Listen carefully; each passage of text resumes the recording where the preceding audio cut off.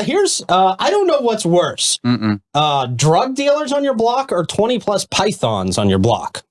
Yeah, what would you pick? Pick your poison. Yeah, well, I'll go with the snakes. Would you? Yeah. Okay. I would go with They drug rarely dealers. shoot. Would you go with drug dealers? Yeah, just because I probably could be able to try to shepherd them to another better life. I don't know. I can't do anything with snakes. Wow, you're so naive. Snakes are scary. I can't deal with snakes.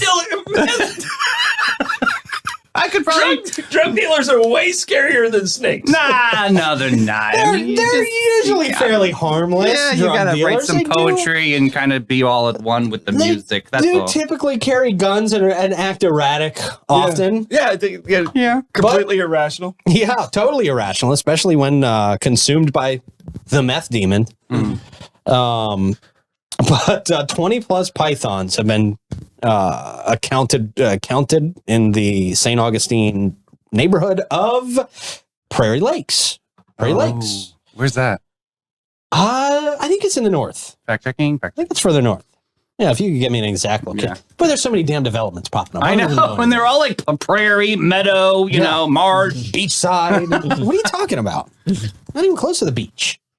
Residents have reported encountering 22 plus ball pythons roaming the area during July, just in 1 month. These snakes are not native to the region, they say, and are considered an invasive species, causing worry among neighbors. Once caught, the ball pythons are handed over to The ball pythons. Just run it all together. It's Yeah. 21495 area. Okay. Yeah, that's the area. Okay. Yeah, there we go. That's north, right? By First Coast North-ish. Metropolitan Community Church. Careful. Okay.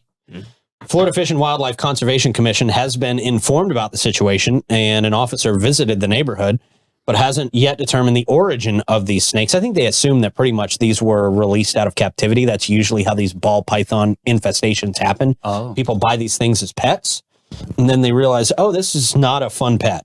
It just sits there, and I he watch just it keeps eat getting mice. bigger. Wow. Yeah, bigger and uglier and scarier. Oh, now he can eat me. Right. Right. Now he can escape in your house and be a threat for 2 weeks of choking you to death in your sleep, like what happened when we were kids. I used to have another brother.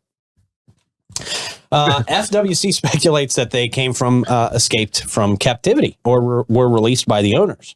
Now, you can, if you own an exotic pet and you're just like, I don't want it anymore. For whatever reason, you can call the FWC's Exotic Pet Amnesty Program. Sounds very official. Releasing the animals into the wild can actually be a form of animal abuse because they can't legitimately survive. Well, it's a little cold here for a python. It's a little cold. Yeah. Yeah. Is it? Yeah. Yeah. They could actually freeze. Yeah. So it's cold. They wreak havoc on the environment. They're out there, you know, killing animals that normally wouldn't have to die if there weren't ball pythons in the area. See?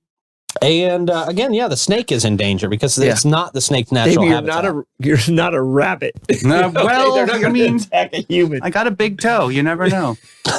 Okay. Residents believe that there may still be more ball pythons in the area. I would venture to say there are. They're urged not to harm them, but instead seek assistance from trained professionals. FWC has set up the invasive species hotline. 888, I've got one. I've got the number one. Okay, that's an interesting number. Yeah. Is there an apostrophe in there? No apostrophe. Nope. Just IVE. IVEGOT1. But have you ever lived with a snake? You ever had a snake, like a roommate that had snakes, or you owned a snake? Yeah, I told you about my brother's you said the python. Yeah, that got away for 2 weeks, and he pretended like it was still in its cage. He covered up the cage and made some dumb excuse of, "Oh, it's hibernating. You need to cover up the cage for 2 weeks." This was while he sort of searched for it while he had time, and it was roaming around our house for 2 weeks. Everybody who's ever lived with a snake, everyone who's ever lived with a snake has a story like that. Yeah, I mean, and they get out. Just like meth heads. Right. Snakes, meth heads. So this is why we said it's a toss-up between who you want to live next to. So if you're in Prairie Lakes, keep reporting those to the FWC. Have them come out and catch those. And don't forget the number 888. I've got one. Yeah. That doesn't count for meth heads. That's just for snakes. No, just for snakes. Just for snakes. Call the police if the invasive meth heads have taken over your neighborhood. That's a different number. Totally different number. Very easy number, 911. Yeah. Easier than I've got one. No, they need one like I've got meth one or something. Yeah, like they need one. 1-800-METH house.